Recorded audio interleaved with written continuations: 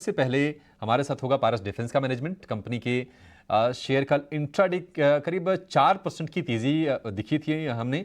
वहीं सरकार के लगातार रक्षा बजट बढ़ाने और स्पेस सेक्टर में विदेशी निवेश की सीमा बढ़ने से इस सेक्टर में कितने नए मौके बन रहे हैं, इन सब बातों पर विस्तार से चर्चा करने के लिए हमारे साथ जुड़ गए हैं पारस डिफेंस के डायरेक्टर अमित एन महाजन। अमित, बहुत शुक्रिया आपका समय देने के लिए। स्वागत है टी9 स्वदेश पर।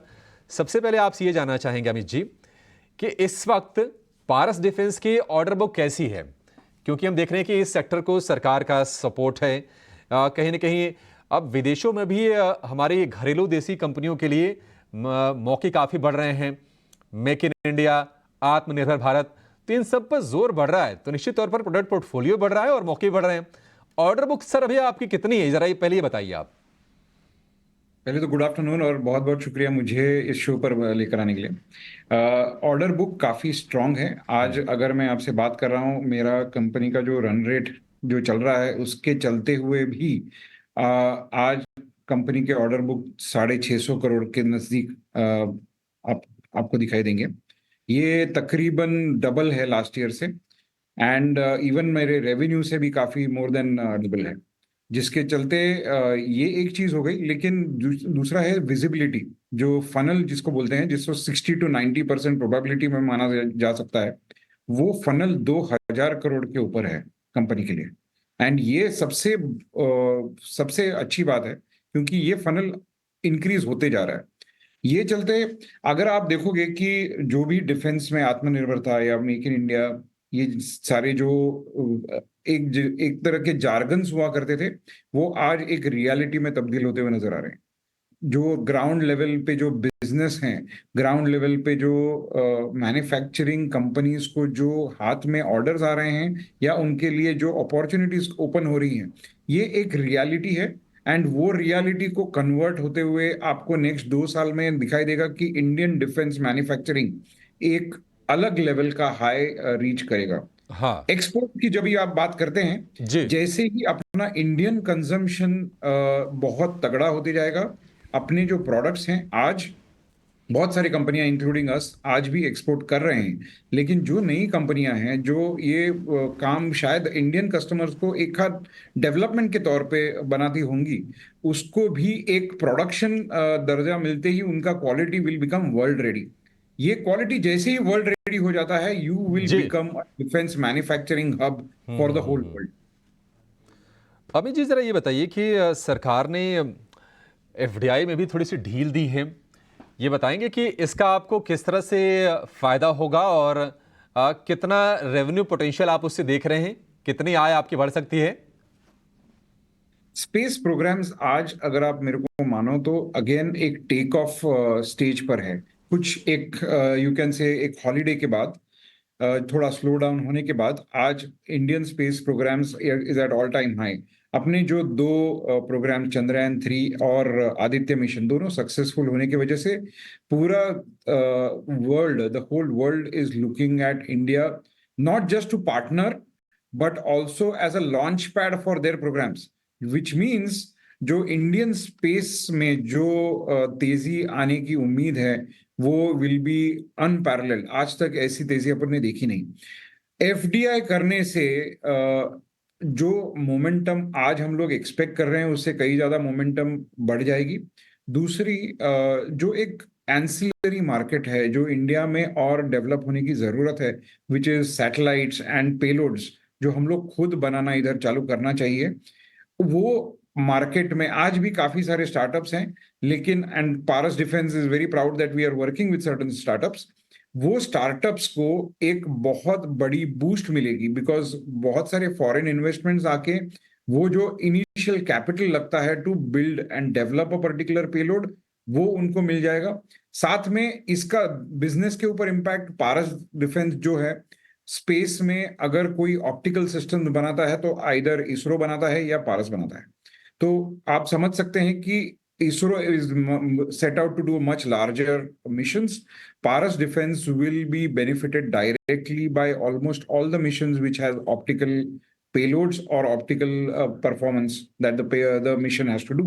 So Paras will directly and indirectly benefit, and the whole industry, the space industry, is on the verge of explosion. में एक्सप्लोजन यानी कि यहाँ से और बड़े बड़े मौके निकल के आएंगे इंडस्ट्री के लिए, और जो कंपनियां जुड़ी हैं स्पेस प्रोग्राम से निश्चित तौर पर उनके लिए मौके बनेंगे। और इसरो के जिस तरह से प्रोग्राम चल रहे हैं और जो उनकी साझेदार कंपनियां हैं उनमें हमने ग्रोथ देखी भी है। तो अमित, एक आखिरी सवाल आपसे अब यही जानना चाहेंगे, आप यहाँ से रेवेन्यू को किस तरह से बढ़ते हुए देख रहे हैं? अगर हम FY25 के गाइडेंस की बात करें, FY26 की बात करें, किस तरह की ग्रोथ, आय में किस तरह की ग्रोथ की आप उम्मीद करके या लक्ष्य बना के चल रहे हैं? पारस डिफेंस हमेशा से एक फॉर्मूला पे चलता आया है कि बहुत सारे प्रोडक्ट्स बनाओ एंड कोई ना कोई प्रोडक्ट अपने को रेवेन्यू की ग्रोथ को कंट्रीब्यूट करते जाएगा। हम ये कभी भी नहीं चाहते हैं कि एक साल हम लोग को बहुत ज्यादा ग्रोथ मिले एंड दूसरे साल फिर वो ग्रोथ सस्टेन करने के लिए हमको तकलीफ हो। इसलिए पारस डिफेंस हमेशा से साल से साल एक सस्टेनेबल ग्रोथ अचीव करते आया है एंड 20 से 30% ग्रोथ, ये एक मिनिमम ग्रोथ आप पकड़ के चल सकते हैं। ठीक है अमित जी, बहुत शुक्रिया आपका सर समय देने के लिए और बहुत ही क्लैरिटी के साथ अपने इन तमाम चीज़ों पर और आउटलुक को हमसे शेयर करने के लिए। ठीक है राघवेंद्र जी, आप ज़रा बताइए, पारस डिफेंस पर भी व्यू दीजिए और defence sector as a whole, क्योंकि हमने बहुत बड़ी बड़ी तेज़ी देखी है और ये स्टॉक्स प्रतिशत में नहीं गुने में बढ़े हैं कई बार। तो 749 रुपये का भाव है पारस डिफेंस का और निश्चित तौर पर बेहतरीन कमाई कराई है इस शेयर ने भी। साल भर में हालांकि 58% ये चला है, लेकिन एक स्टेबल काउंटर रहा है ये। आप किस तरह से देख रहे हैं कंपनी को? पारस डिफेंस ठीक है निवेश के लिए, या फिर कोई और अगर पसंद है इस सेक्टर में तो वो भी आप नाम ले सकते हैं सर। अभिषेक जी, पहले मैं पारस डिफेंस पे कमेंट करूंगा। जो मैनेजमेंट की कमेंट्री थी, महाजन साहब आके बता के गए हैं और जो उनके वर्ड सिलेक्शन था वो काफी इंटरेस्टिंग था। उन्होंने कहा एक एक्सप्लोसिव ग्रोथ आने वाली है और इन्होंने काफी स्टार्टअप कंपनीज के साथ इंडिया में कोलैबोरेट किया है और अभी गवर्नमेंट एक foreign investment in defence sector को देख रही है, तो उसमें पारस डिफेंस एक इंडियन एंटिटी के तौर पर एक जॉइंट वेंचर कोलैबोरेटर के उभर के आएगा। तो ये सब चीजें बहुत ही कंफर्टिंग है। पी मल्टीपल पर स्टॉक थोड़ा सा एक्सपेंसिव है, बट ये जो इंडियन डिफेंस सेक्टर है अभी उसके मेजर क्लाइंट्स सिर्फ Indian navy, Indian army, Indian air force है। ये देखिए, अगर यही चीज जो कि कॉस्ट इफेक्टिव है, पारस डिफेंस अगर मैसिवली एक्सपोर्ट करना चालू कर दे तो इसको क्या बूस्ट मिलेगी and they will start competing with the major defence manufacturers, दुनिया के सारी बड़ी कंपनीज के, जो एक बहुत बड़ा स्टॉक में री रेटिंग हो जाएगा। तो हमें लगता है क्योंकि ये थोड़ा सा एक्सपेंसिव है, प्रीमियम वैल्यूएशन पर है, तो इसमें एक अपसाइड फिर भी बनता है और 900 रुपए का टारगेट आता है। हमें लगता है इसका फुल ईयर ईपीएस 15 का आएगा, 15 रुपीज का अर्निंग पर शेयर रहेगा और एक 50-60 का मल्टीपल अगर देते हैं तो एक 900 रुपए का टारगेट बनता है पारस डिफेंस पर। तो ये एक स्टॉक रहेगा जो आउट परफॉर्म करेगा, पोर्टफोलियो में रख सकते हैं बाय एट करंट लेवल्स, या कोई स्टॉक करेक्ट होता है तो डेफिनेटली एक बाय बनता है। Overall Abhishek ji, defence sector पे कहते हैं कि अभी तो पिक्चर बाकी है, ये तो सिर्फ ट्रेलर है।